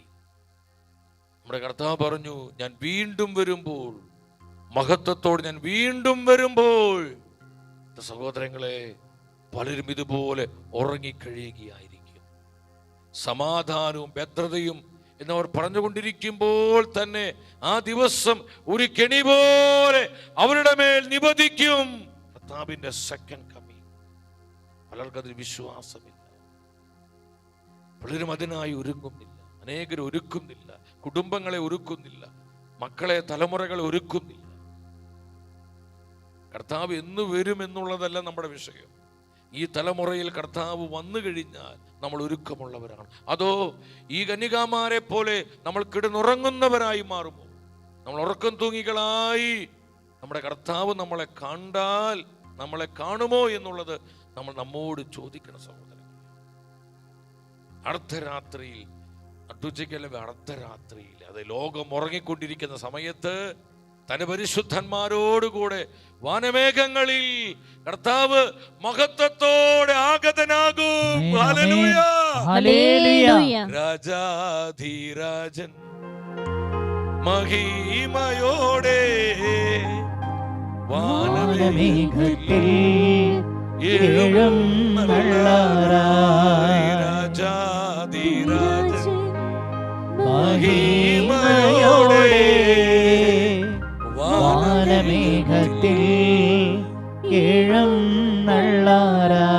സഹോദര സഹോദരി, നമ്മൾ ഉറങ്ങിക്കഴിയുന്നവരാണോ? ഈ നിത്യസത്യങ്ങൾ തിരിച്ചറിയാത്ത വിധം നമ്മുടെ ഹൃദയം മന്ദീഭവിച്ചു പോയോ? ആത്മീയ അന്ധത ബാധിച്ചവരാണോ നമ്മൾ? പരിശുദ്ധാത്മാവ് ദൈവവചനത്തിൽ നിന്ന് നമ്മോട് ചോദിക്കുക സഹോദരൻ. ഇവിടെ നമ്മൾ മനസ്സിലാക്കണം, എന്ന് ആർപ്പുവിളി ഉണ്ടായിക്കൊണ്ടോ? മണവാളനെ എതിരേൽക്കുവിനെന്ന് ആർപ്പുവിളി, ഭയങ്കരമായ ഉച്ചത്തിൽ, ഭയങ്കര ഘോഷമാണ് ആർപ്പുവിളി. ഷൗട്ട് ചെയ്യുന്ന സ്വരത്തിൽ ഭയങ്കര ആർപ്പുവിളി ഉണ്ടായി. കർത്താവ് രണ്ടാമത് വരുമ്പോൾ നമ്മുടെ കർത്താവ് വീണ്ടും വാനമേഘങ്ങളിൽ രാജാതി രാജാവായി അവൻ എഴുന്നള്ളുമ്പോൾ എന്ത് സംഭവിക്കും? പൗലോസ്ലിഹ സഭയെ പഠിപ്പിക്കുന്നു, ഇത് കെട്ടുകഥകളല്ല, ഇത് മിഥ്യാധാരണകളല്ല, ഈ നിത്യസത്യങ്ങൾ വളച്ചൊടിച്ച് അനേകം ജീവിതങ്ങളെ വിശ്വാസത്തിൽ നിന്ന് വ്യതിചലിപ്പിക്കാനുള്ളതല്ല, ഇത് സംശയിക്കാനുള്ളതല്ല. ഇത് കർത്താവിന്റെ ജീവനുള്ള വചനമാണ്, ഇത് സത്യത്തിന്റെ വചനമാണ്, ഇത് പരിശുദ്ധമായ വചനമാണ്. സഹോദരങ്ങളെ, നമ്മൾ വിശ്വസിക്കണം, പൂർണ്ണമായി സംശയിക്കാതെ ഈ തിരുവചന സത്യങ്ങളിൽ വിശ്വസിക്കണം. പൗലോസ്ലിഹ പഠിപ്പിക്കുന്നു 1 തെസ്സലോനി 4:16. പൗലോസ്ലിഹ തെസ്സലോനി സഭയ്ക്ക് എഴുതിയ 1-ാമത്തെ ലേഖനം 4-ാം അധ്യായം 16-ാമത്തെ വചനം. എന്തെന്നാൽ അധികാരപൂർണമായ ആജ്ഞാവചനം കേൾക്കുകയും പ്രധാന ദൂതന്റെ ശബ്ദമുയരുകയും ദൈവത്തിന്റെ കാഹളധ്വനി മുഴങ്ങുകയും ചെയ്യുമ്പോൾ കർത്താവ് സ്വർഗത്തിൽ നിന്ന് ഇറങ്ങി വരും. ഹല്ലേലൂയ! ദൈവത്തിന്റെ കാഹളധ്വനി അത് ലോകം മുഴുവനെയും പ്രകമ്പനം കൊള്ളിക്കും. പ്രകമ്പനം കൊള്ളിക്കും. ആമേൻ. സകല മനുഷ്യരും ഉണരും. വെളിപാട് പുസ്തകത്തിൽ കാണുന്ന ഈ കാഹളധ്വനി മുഴങ്ങുമ്പോൾ, പ്രധാന ദൂതൻ വിശുദ്ധ മിഖായേലിന്റെ ശബ്ദമുയരുമ്പോൾ, സമുദ്രം തന്നിലുള്ളവരെ വിട്ടുകൊടുക്കും. വെള്ളത്തിൽ വീണ് മരിച്ചവരെ, സമുദ്രത്തിൽ വീണ് മരിച്ചവരെ. എന്റെ സഹോദരങ്ങളെ, അതാണ് മരിച്ചവരിൽ നിന്നുള്ള ആദ്യം ഉയർത്തെഴുന്നേൽക്കുന്നു പറയുന്നത്. ഈ കാഹളധ്വനിയുടെ സകലരും ഇത് കേൾക്കും, സകലരും ഇത് കേൾക്കും. നമ്മൾ സംശയിക്കേണ്ട സഹോദരങ്ങളെ, അത്ര ശക്തമായിരിക്കും ആ കാഹളധ്വനി. എല്ലാവരും കേൾക്കും. സമുദ്രം തന്നിലുള്ളവരെ വിട്ടുകൊടുക്കും, കര വിട്ടുകൊടുക്കും, ലാൻഡ് വിട്ടുകൊടുക്കും.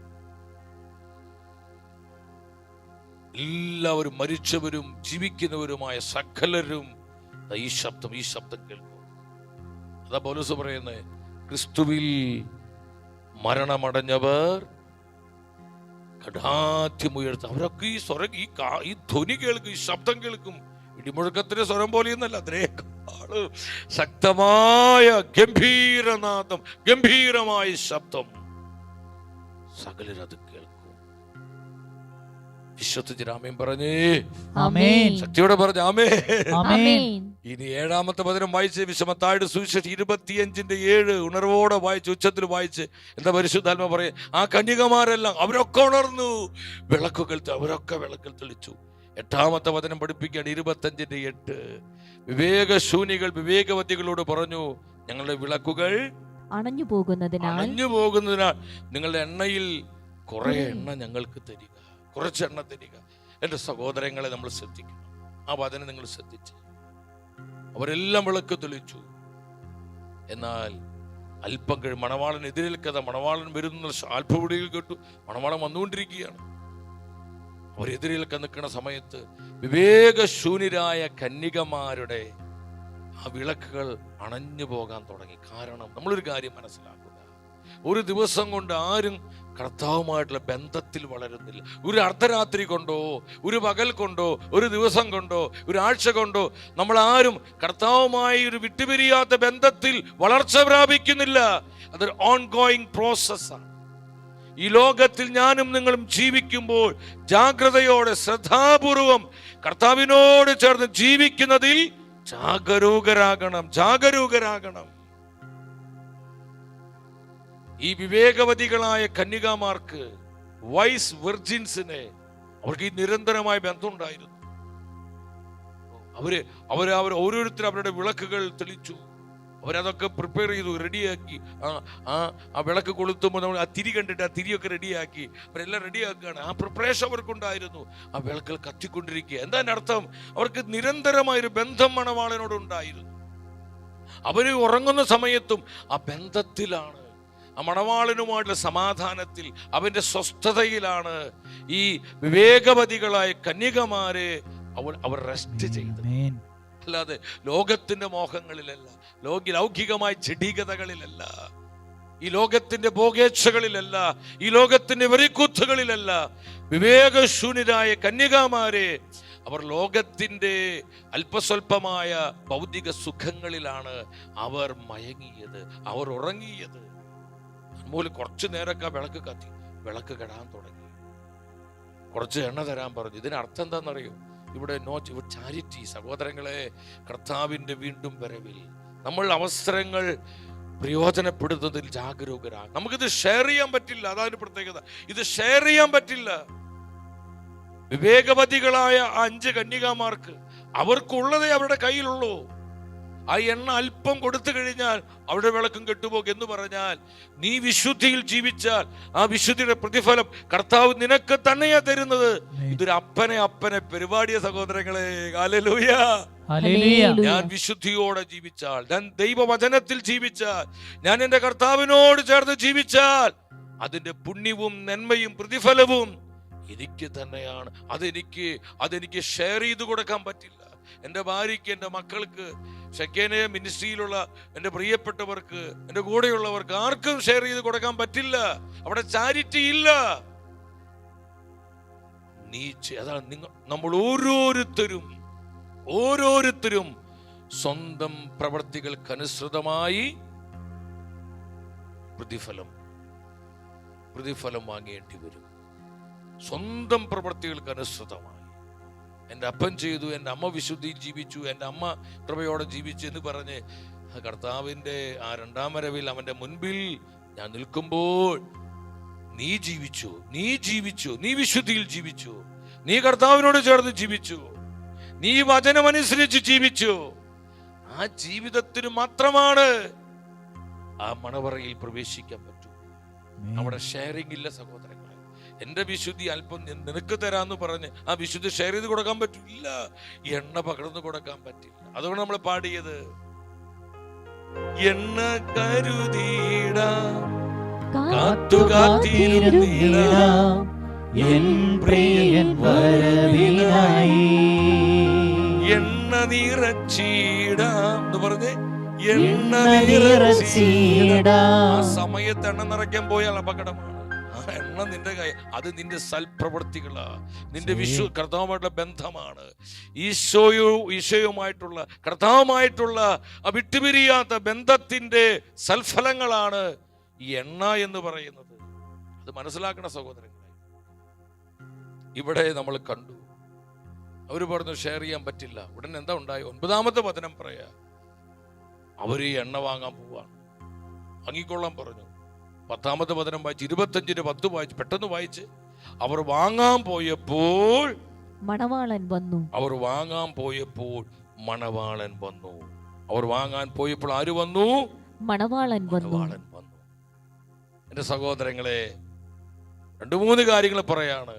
രണ്ടാമത്, അവർ അവനോടൊത്ത് കണ്ടു. ഒരുങ്ങിയിരുന്നവർ, പറഞ്ഞേ ഒരുങ്ങിയിരുന്നവർ. ആരാണ് വിവാഹ വിരുന്നിനകത്ത് പ്രവേശിച്ചത്? ഒരുങ്ങിയിരുന്നവർ. പറഞ്ഞേ ഒരുങ്ങിയിരുന്നവർ. എണ്ണയില്ലാത്തവരും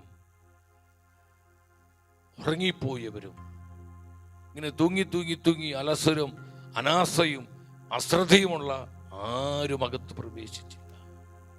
ഒരുങ്ങിയിരുന്നവർ, ഒരുക്കമുള്ളവർ. പറഞ്ഞേ ഒരുക്കമുള്ളവർ. പറഞ്ഞേ ഒരുക്കമുള്ളവർ. നമ്മൾ ജാഗരൂകരാകണം സഹോദരങ്ങളെ. ജാഗ്രത കാണിക്കണം.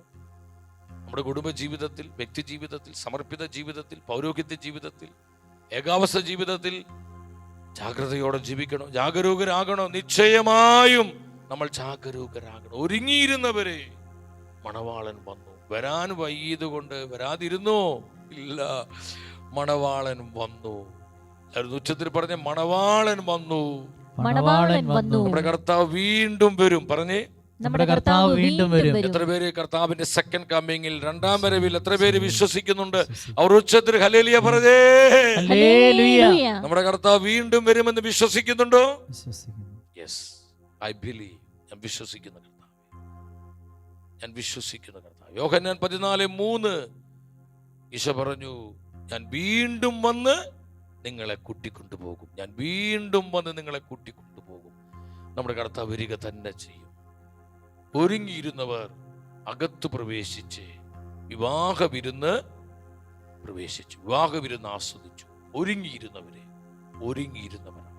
എബ്രായ പുസ്തകം 9:28 പറയുന്നുണ്ട്, ആകാംക്ഷപൂർവം തന്നെ കാത്തിരിക്കുന്നവരുടെ രക്ഷയ്ക്ക് വേണ്ടിയാണ് കർത്താവ് വീണ്ടും വരും. ഈ ആകാംക്ഷ നീ നഷ്ടപ്പെടുത്തി കളയരുത്. ഈ പ്രത്യാശ നീ നഷ്ടപ്പെടുത്തരുത്. ജീവിതത്തിന്റെ വ്യഗ്രത കൊണ്ട്, ഈ ലോകത്തിന്റെ പലവിധത്തിലുള്ള ഞെരുക്കങ്ങള്, ഭോഗേച്ഛകള്, സുഖലോലുപതകൾ കൊണ്ട് ഈ പ്രത്യാശ നഷ്ടപ്പെടുത്തരുത് സഹോദരങ്ങളെ. ആകാംക്ഷപൂർവം പ്രത്യാശയോടെ തനിക്ക് വേണ്ടി കാത്തിരിക്കുന്നവരെ, അവരെ രക്ഷിക്കുവാൻ, അവരെ വീണ്ടെടുക്കുവാൻ കർത്താവ് വരികയാണ്. ഒരുങ്ങിയിരുന്നവരുടെ അരികിലേക്ക് കർത്താവ് വന്നത്. അവർക്ക് മാത്രമാണ് കർത്താവിനെ സ്വീകരിക്കാനും അവനോടുകൂടെ നിത്യത ചെലവഴിക്കാനും സാധിക്കുകയുള്ളൂ. അതിൽ ജാഗ്രതയുള്ളവരാവണം നമ്മൾ. ശ്രദ്ധയില്ലാത്തവരാകരുത്, ഒരുക്കമുള്ളവരാകണം. മത്തായിയുടെ സുവിശേഷം 24:31 നിങ്ങൾ ഉച്ചത്തിൽ വായിക്കണം. മത്തായി 24:31 എന്താ പറയുന്നത്? വലിയ കാഹളധ്വനിയോടുകൂടെ തന്നെ ദൂതന്മാരെ അവൻ അയക്കും. അവർ ആകാശത്തിന്റെ ഒരു അറ്റം മുതൽ മറ്റേ അറ്റം വരെ 4 ദിക്കുകളിൽ നിന്ന് അവന്റെ തെരഞ്ഞെടുക്കപ്പെട്ടവരെ ഒരുമിച്ച് കൂട്ടൂ. ആമേൻ. അവന്റെ തെരഞ്ഞെടുക്കപ്പെട്ടവർ അവനായി ആകാംക്ഷയോടെ ഒരുങ്ങിക്കൊണ്ട് ജീവിച്ചവർ, ഒരുക്കത്തോടെ ജീവിച്ചവർ, ആത്മരക്ഷ ഉറപ്പുവരുത്തി ജീവിച്ചവർ, കർത്താവിനോട് ചേർന്ന് ജീവിച്ച, അവന്റെ വചനം ജീവിച്ച, അവന്റെ വിശുദ്ധിയിൽ ജീവിച്ച തന്റെ തെരഞ്ഞെടുക്കപ്പെട്ടവരെ അവർ ഒരുമിച്ച് എന്തിനു വേണ്ടി? അവനോടൊപ്പം വിവാഹ വിരുന്നിൽ പങ്കെടുക്കുക, വിവാഹ വിരുന്നിൽ പങ്കെടുക്കുക, ഒരുക്കമുള്ളവരെ. ആ വചനത്തിന് അവസാന ഭാഗം വായിച്ച് 25:10 അവസാന ഭാഗത്തോട്ട് വന്ന് മത്തായി 25:10 അവസാന ഭാഗത്തോട്ട് നമുക്ക് വരാം. എന്താ വചനം പഠിപ്പിക്കുന്നത് കേട്ടോ? വിവാഹ വിരുന്നിനെ അകത്ത് വാതിലടയ്ക്കപ്പെടുകയും ചെയ്തു. അകത്ത് പ്രവേശിച്ചു. ഈ 5 കന്യകമാരെ മണവാളനോട് കൂടെ അകത്ത് പ്രവേശിച്ചു. വാതിലടച്ചു. എല്ലാവർക്കും അകത്ത് കടക്കാൻ പറ്റില്ല. ഒരുക്കമില്ലാത്ത ഒരു വ്യക്തിക്ക് പോലും അകത്ത് കടക്കാൻ പറ്റില്ല. കർത്താവിനോട് കൂടെ നിന്റെ നിത്യത ചെലവഴിക്കണമെങ്കിൽ സഹോദരങ്ങളെ, നമ്മുടെ ജീവിതം കർത്താവിനോട് ചേർന്നായിരിക്കണം. കർത്താവിനോട് ചേർന്നായിരിക്കണം. വെളിപാട് പുസ്തകം 22:14-15 വചനങ്ങൾ, വെളിപാട് 22:14-15 ജീവന്റെ വൃക്ഷത്തിന്മേൽ അവകാശം ലഭിക്കാനും കവാടങ്ങളിലൂടെ നഗരത്തിലേക്ക് പ്രവേശിക്കാനും തങ്ങളുടെ അങ്കികൾ കഴുകി ശുദ്ധിയാക്കുന്നവർ ഭാഗ്യവാന്മാർ. നായ്ക്കളും മന്ത്രവാദികളും വ്യഭിചാരികളും കൊലപാതകികളും വിഗ്രഹാരാധകരും അസത്യത്തെ സ്നേഹിക്കുകയും അത് പ്രവർത്തിക്കുകയും ചെയ്യുന്ന സകലരും പുറത്ത്. ഉറക്കെ പറഞ്ഞേ, സകലരും പുറത്ത്. സകലരും പുറത്ത്. ഉച്ചത്തിൽ പറഞ്ഞ സകലരും പുറത്ത്. സകലരും പുറത്ത്. ആർക്കാണ് അകത്ത് പ്രവേശിക്കാൻ കഴിയുന്നത്? ഒരുങ്ങിയിരിക്കുന്നവർക്ക്, ഒരുക്കമുള്ളവർക്ക്. ഈ ലോകത്തിൽ ജീവിച്ചപ്പോൾ തങ്ങളുടെ ജീവിതം കർത്താവിനോട് ചേർന്ന് ജീവിച്ചവർക്ക്, അവന്റെ വചനത്തെ മുറുകെ പിടിച്ച് ജീവിച്ചവർക്ക്, അവനായി ജീവിതം സമർപ്പിച്ചവർക്ക്, വിശ്വാസത്തിന്റെ സാക്ഷ്യമുള്ളവർക്ക് അവർക്കകത്ത് പ്രവേശിക്കാം. അല്ലാത്ത സകലരും പുറത്ത്. അല്ലാത്ത സകലരും പുറത്ത്. മണവാളനോട് കൂടെ അകത്ത് പ്രവേശിച്ച് വിവാഹ വിരുന്നിൽ പങ്കെടുക്കാൻ പറ്റില്ല സഹോദരങ്ങളെ. ഒരു വചനം പറഞ്ഞ് ഞാൻ അവസാനിപ്പിക്കുകയാണ്. ഉൽപ്പത്തിയുടെ പുസ്തകം 7:16, ഉൽപ്പത്തി 7:16 എന്താ വചനം പറയുന്നത്? സകല ജീവജാലങ്ങളും നോഹയോട് ദൈവം കൽപ്പിച്ചിരുന്നത് പോലെ ആണും പെണ്ണുമായാണ് അകത്ത് കടന്നത്. കർത്താവ് നോഹയെ പെട്ടകത്തിൽ അടച്ചു. കർത്താവ് ഡോർ അടച്ചു. കർത്താവ് അടച്ചാൽ ആർക്കും തുറക്കാൻ പറ്റില്ല. കർത്താവ് തുറന്നാൽ ആർക്കും അടയ്ക്കാൻ പറ്റില്ല. കർത്താവ് തന്നെ നോഹയെ പെട്ടകത്തിൽ അടച്ചു. അർഹതയില്ലാത്ത സകലരും പുറത്ത്. അനേകര്, ആ ഫിലിം നിങ്ങൾ കണ്ടിട്ടില്ലേ? ആ പെട്ടകത്തിൽ നിന്ന് മുട്ടുന്നുണ്ട്, തട്ടുന്നുണ്ട്, തുറക്ക് നിലവിളിക്കുന്നുണ്ട്, ഞങ്ങൾ രക്ഷിക്കാൻ പറയുന്നുണ്ട്. പക്ഷേ ആ വാതില് തുറക്കാൻ പറ്റില്ല. കാരണം താക്കോല് കർത്താവിന്റെ കയ്യിലായിരുന്നു. ആമേൻ. താക്കോല് നോഹയുടെ കയ്യിലല്ല, താക്കോല് കർത്താവിന്റെ കയ്യിൽ. പെട്ടകത്തിൽ അടച്ച് കർത്താവ് അത് പൂട്ടി. താക്കോല് കർത്താവിന്റെ പോക്കറ്റിലുണ്ട്. ദൈവത്തിന്റെ നീതി നമ്മൾ മറക്കരുത്. അവ നീതിയുടെ ദൈവം കൂടിയ സഹോദരങ്ങളെ, എൻ്റെ പ്രിയപ്പെട്ടവരെ, നമ്മുടെ ജീവിതം കർത്താവിലാകണം. അവനോട് ചേർന്നായിരിക്കണം. അവന്റെ വചനത്തിലായിരിക്കണം. അവന്റെ ആത്മാവിലായിരിക്കണം. അതാണ് ഒരുക്കമുള്ളവരെ.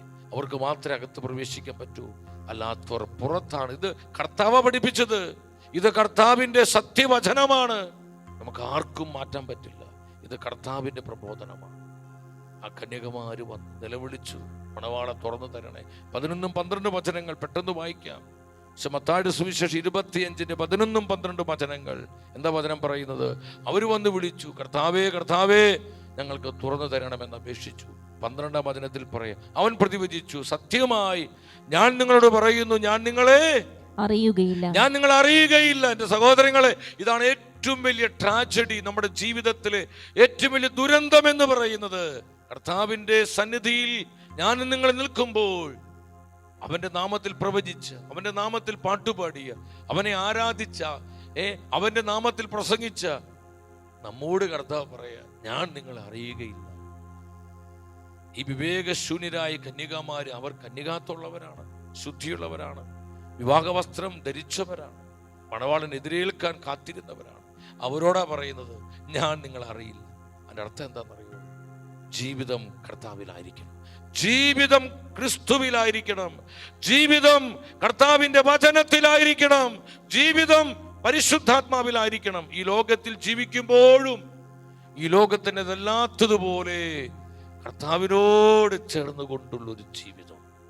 ഈ ഉപമ പറഞ്ഞിട്ട് അത് അവസാനിപ്പിക്കുമ്പോൾ കർത്താവ് പറഞ്ഞു 25:13 ശ്രദ്ധിച്ചു വായിച്ച്, അതുകൊണ്ട് ജാഗരൂകരായിരിക്കുവിൻ. പറഞ്ഞേ, അതുകൊണ്ട് ജാഗരൂകരായിരിക്കുവിൻ.